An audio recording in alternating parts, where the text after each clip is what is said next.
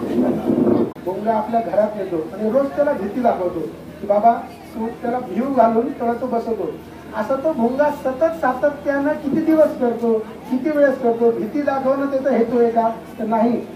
जोपर्यंत तो लहान कीटक स्वतः भोंगा होत नाही तोपर्यंत भोंगा त्या कीटकाला भीती दाखवत असतो.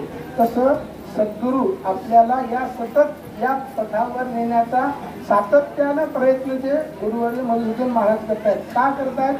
तर त्याचं कारण एवढंच आहे की आपण सगळे त्या भगवत मार्गावर, त्या भगवंताच्या नामस्मरणाच्या मार्गावर, सत्संगाच्या मार्गावर जावं हे सद्गुरूंचा सगळ्यात मुख्य हेतू असतो. त्यामुळं या हेतूला आपण सगळ्यांनी प्रतिसाद द्यावा, सातत्यानं आपल्या धर्माचं आचरण करावं आणि या धर्माच्या आचरणासाठी संतांचं मार्गदर्शन हे सगळ्यात महत्वाचं आहे. कारण संतांच्या मार्गदर्शनाशिवाय